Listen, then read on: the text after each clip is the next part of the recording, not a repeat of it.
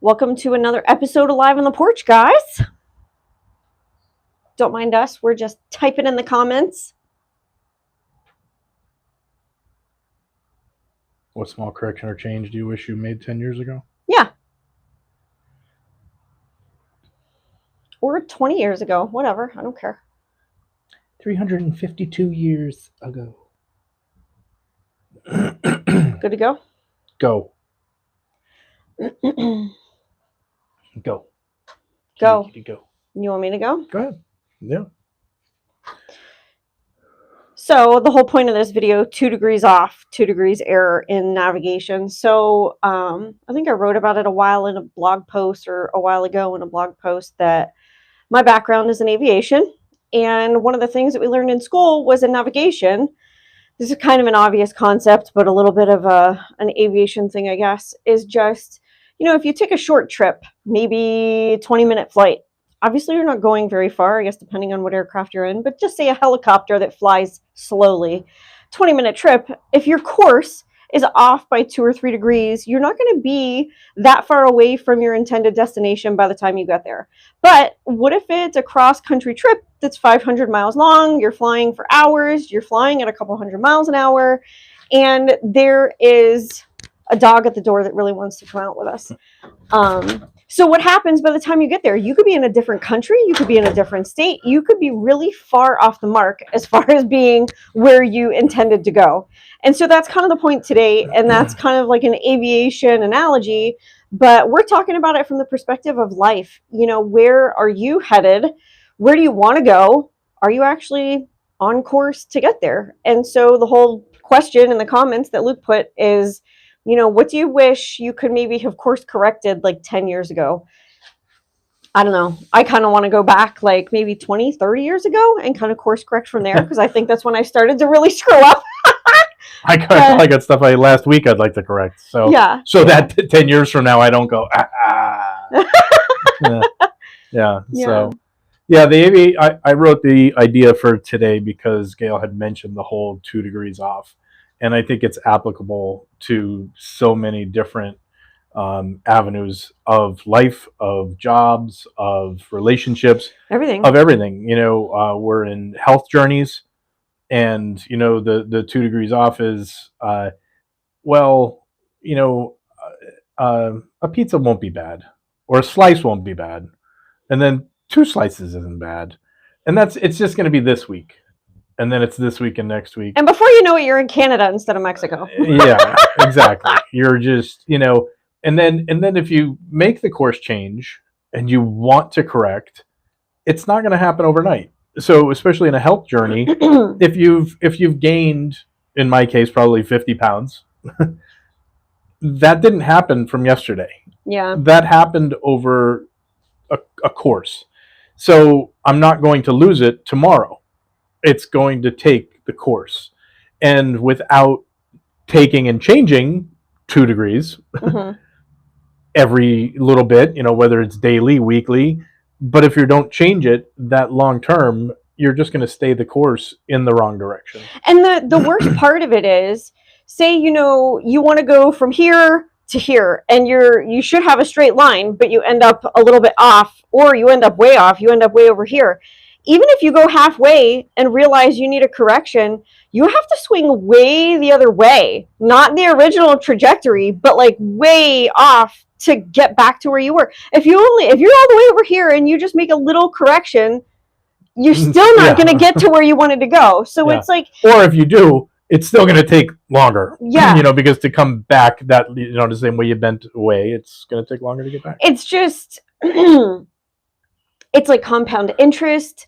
It's like everything else in life that, you start early, or you do something like when you're young, and it has consequences that last seemingly forever. I was just about to say, or dealing with something in a bad relationship, whether it's a boyfriend, girlfriend, husband, wife, 2 best friends, whatever it is, a relationship with a parent, a relationship with a teacher, and I don't mean, sexual relationships or anything in the building of that. It could just be a relationship of, getting to know someone.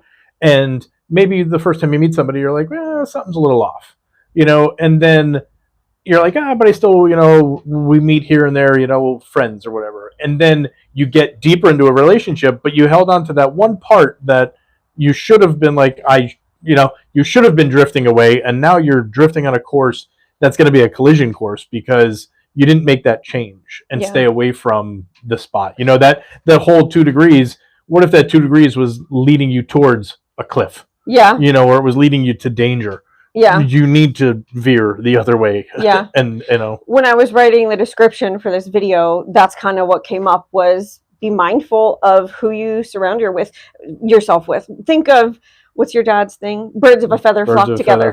It's the same thing, like the whole 2 degrees can go from so many different angles. And it's funny because I relate everything to aviation because that's my background. It's crazy how much you could learn about life by maintaining a helicopter. But I think like it's the same thing, what you surround yourself with. And totally unrelated to aviation, there's a book out there called Atomic Habits by a guy named James Clear.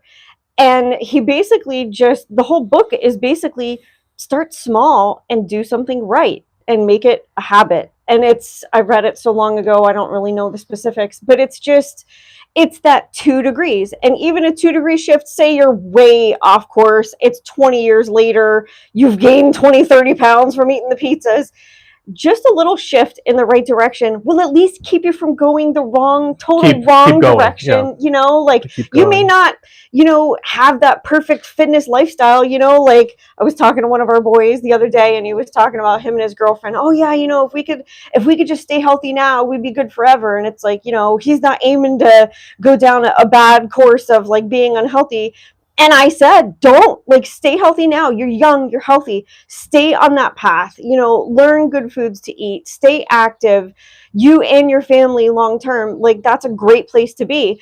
But what about the people who didn't do that? Like us, like me, who's like, okay, I'm in my 40s now. And it's like, oh, darn it, I need to change course. And it's a lot harder. But at least if I just change a little bit, I'll never be where I would have been had I been in a teenager's place and made different decisions. But I could be a lot different at age 80, or let's just say I could make it to age 80 if I change my direction now versus keep going on the trajectory that I was. So even a 2 degree change now can make a big difference, So, I mean, there's hope, but it's kind of like you have to mourn and accept the fact that you're not ever going to have the opportunities now that you had 10 years ago, so. And it's funny, the birds of a feather flock together thing that my father told me. I was young at the time. I had gotten tracks in my hair, and tracks are like you shave, when he had hair, shave these like lines in the side of your head because that's what the kids were doing at the day.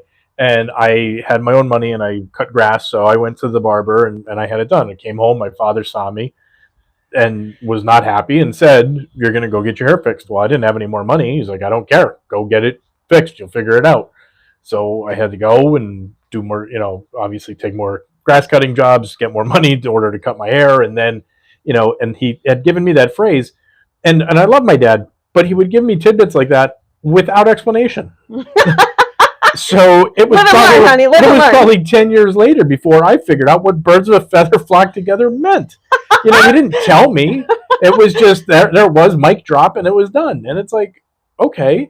But now I use it all the time. But I explain to people what it is because, unless you understand, that it's like put it in layman's terms. That's why Jesus taught in parables, rather than talking way off of people's minds that they could possibly even imagine. Over their head. Made it simple. Talk farm stuff, talk fisherman stuff, talk everyday life. Then you're like, oh, okay. And birds of a feather flock together makes it, it if you don't, I guess even if you live in the city, you see pigeons, they all flock together. But, you see birds, they all stay together. All right, well, you need to break that down. Into people, he was thinking that if I had shaved my head like that, and then there were other people, stereotypically, those people really maybe not be good or something, or that's a bad crowd to hang in. And I think, again, judging a book by its cover isn't the greatest either, because I can tell you from personal experience that people with tattoos, long freaky hair, and all kinds of issues, I know a lot of them that are probably more humble than some of the people that walk around in fancy suits and ties and dresses. Yeah. So, that whole thing. But the looks doesn't matter. It's where you're headed and where you're going, that 2 degree direction. I remember a commercial a long time ago where a mother's on a phone and the son comes down and he's all got like chains on his jacket and he's all this and that. And he goes to like walk out the door and she's like, whoa, where are you going? And he's like, going over Jimmy's house. And she like fixes like his chain on his jacket or whatever. She's like, okay. She's like, okay, just make sure you're home for dinner and keep in touch. And it was like, know what your kids are doing, not the eccentric part that they're doing. And that's just that's just playing my phrase into explaining it better. So I don't know if it's in James Clear's Atomic Habits book, but the concept of, whatever you're trying to attain, making sure that there are people in your circle who are either have achieved that same thing or who are actively successfully working toward it, I think is kind of like what you're saying. Be mindful of who you surround yourself with. Everybody's got a wacky haircut, but we're all going to church and we're doing the right stuff, and we're going on mission, killing it at the gym, and like that's not a bad thing, right? Yeah. But if we're all out, with freaky haircuts, robbing banks and kicking old ladies while they're walking across the street, that's not a good thing, Like, so, was that too far? Sorry. Whatever, it's all good. Notice we haven't put the sign up yet, huh? What episode? What do you think? Come on, starting to pull. Probably gonna move from the porch by the time it's even happened. Yeah, we'll be inside by the fire at the table. We're gonna decorate it. Live at the table. We're gonna decorate it with like Christmas stuff. We'll have to flip it around on the other side. Oh. The table. This side will be the porch. The other side. We're gonna sit out here. We're gonna be bundled up. A little fire going. Anywho. So anyway, I think it's short and sweet. I don't think we need to talk too much about it. It's just a thought. Another step in the health journey. I think they all kind of tie together. But they're like little analogies, or they're like little tidbits that I said that you can play on, and think about it. Like, oh, I'll never make it there. I'll never do that. I think we talked about it in another episode where don't judge someone when you look at them because, you may look at somebody like, wow, are they big? Or look at them. And it's like, dude, they could be down 150 pounds. You don't know what step in their journey they are. Or they just decided yesterday to make a 2-degree change. And today they're drinking water instead of soda. Yeah. Whatever it is. But in the long term, you're going to make that. So we need to stay on the positive 2-degree turn to get back to the positive line. And like Gail said, even if, you're going to come right over. You're not going to tomorrow drop 50 pounds and be back over here. Yeah. You're going to make that change. You just need to find the right path to stay on and head towards it and go in that direction and try to and stay that course. And you may bump over a little bit, go over, but you need to make sure that you're coming back too. And again, it's applicable to everything. I mean, I know we talk a lot about health in here on this channel, and that's pretty much what it is because that's what our premise of our microgreens and our chocolate that is our business is all geared towards health. But we need to apply it to so many different parts of our life. And that's the reason for this channel is to talk to people about our walks in life of where we're at, with our health journey, but also in our relationships and so many other things we've talked about between depressions and other things on this channel. So what else you got? I got a lot of tangents here that are just like coming to me. So let's go back to the aviation analogy. Okay. Anything that you put in an aircraft, any part, whatever, has a piece of paper that basically is signed off saying, either this meets a standard that the FAA accepts or it's been repaired or overhauled or something like that by a shop, by a technician who's following the manual. They're signing off, maybe it meets the specification of the manual or whatever limits. So let's just say you have a piece of equipment and you're putting it in the aircraft that's going to help you navigate and stay on course.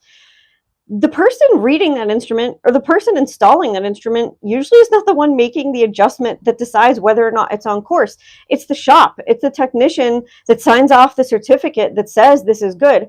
So what that kind of brings to mind for me is what you're using to navigate reliable? Do you have a good instrument or is it a failure out of the box? I can't even count how many times we've installed stuff when I worked on aircraft that was bad right out of the box. You go to test it and it fails and it's, it came with a certificate that said, hey, this is good. And for whatever reason, it doesn't work. So just what are you using to make sure that you are on course? And for me, as a really good example, we talked about in our last video that I've been eating carnivore for a couple of weeks now. It's going really well. A really obvious gauge for a lot of people on health journeys, I think, is weight. But going back to the aviation analogy, are you using a reliable source that's keeping you on track? I don't know that weight is necessarily what I should be paying attention to. In fact, I know over previous attempts to like be healthy and just, do better for myself, weight is not like the end all be all. Non-scale victories. Yeah, non-scale stuff. It's energy. It's for me, my family is prone to diabetes. So when I have really high blood sugar, I tend to have my right eye go blurry. I just was actually mentioning to you like the other week that my back was going numb, like my skin. It was just a really strange feeling.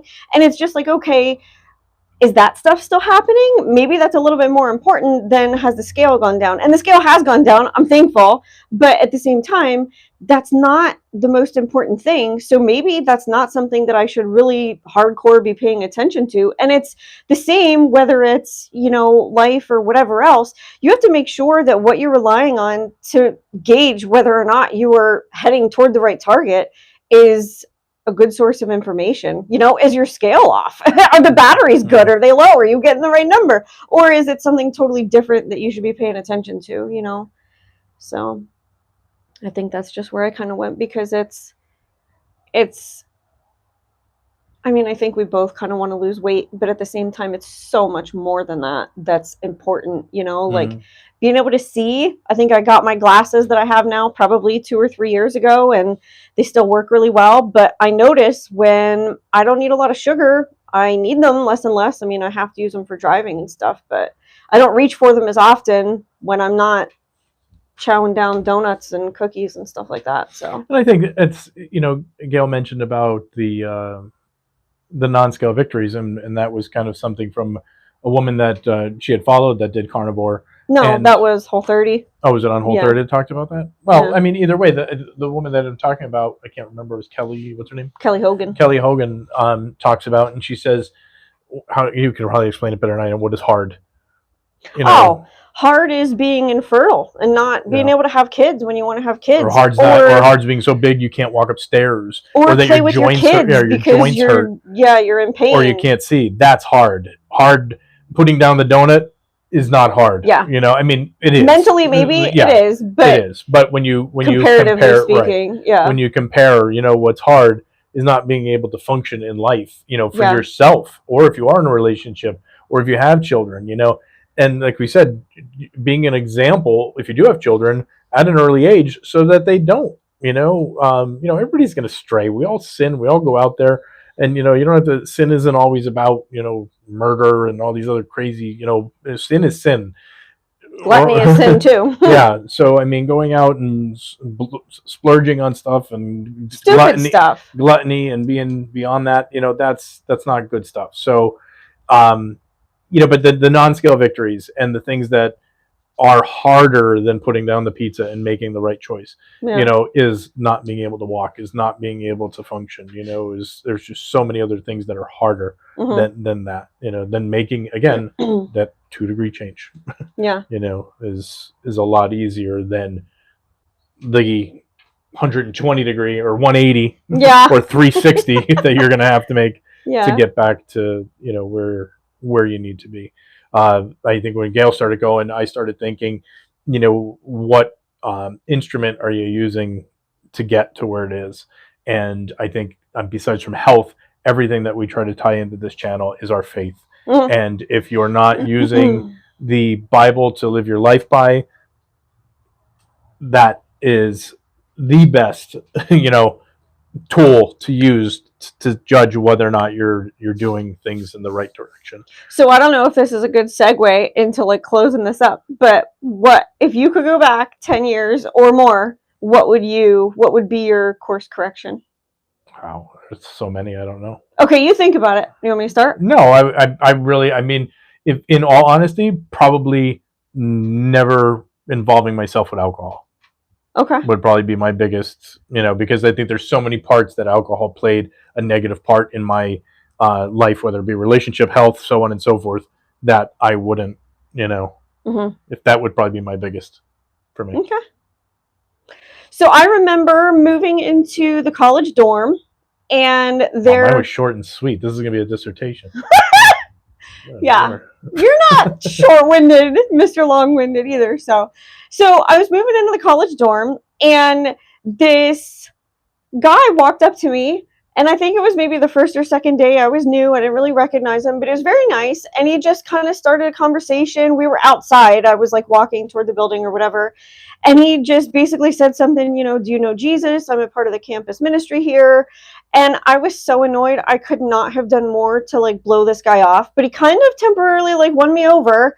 And this honestly like sounds really scary, but I remember like walking down like a dirt road to like a train trestle or something like that crossed the river, and we ended up talking, and he was a really nice guy. No pressure. He wasn't like hitting me over the head with the Bible. He was very nice.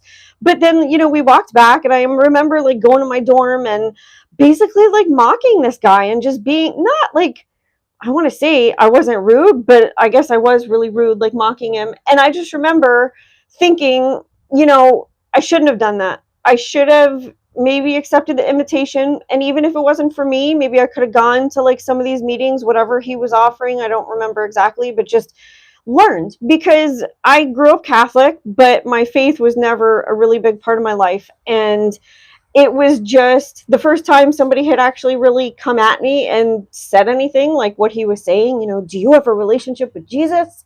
And I was like, get out of my face, buddy, But looking back, I really should have considered it and just, gone and seen what it was all about. And I think if I had done that, it could have been a really positive benefit. And it's hard because, we have kids, we have a family.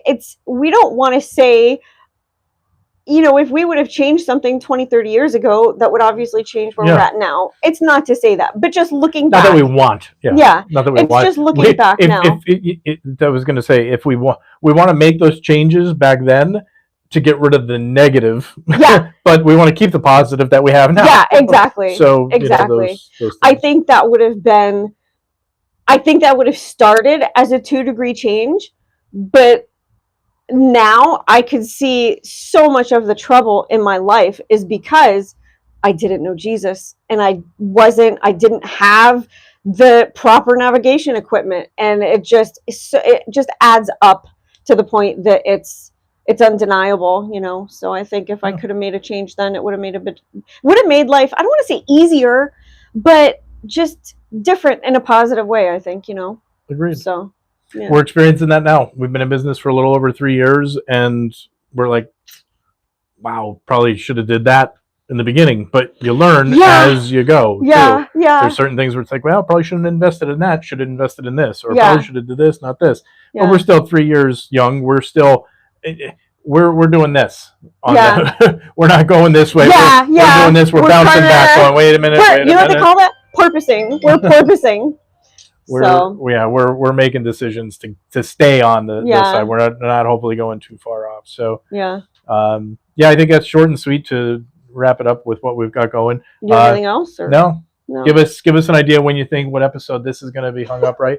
Give us another idea on how to make a nice picture. You see the one where Gail's giving me the noogie. Just trying to be interesting and fun, guys. So it's not boring. This is life. It's the uncut, unedited version. I just had like a picture in my mind of us in never mind. I was gonna say we're doing like WWE stuff. Oh boy. Body slam. We're going way off. Way off course. 2-degree change. Again, may be boring for some people. Click on buy. Got something bad to say it somewhere else. You got something nice to say, tell us. Or if you got something you want to hear, share your ideas, share your comments, and start a conversation. All right. So what do we do here? We're Back Mountain Microgreens. We sell microgreens, edible flowers, and the best microgreen chocolate, because there is no other one. Around, and we're just building more and more flavors. How do they find us? Find us backmountainmicrogreens.com. All the information on there. Text, call, email, or hit us up on this channel too. Subscribe, let us know what you want us to talk about. See you guys. Here's a Bobby. Hey, Sadu.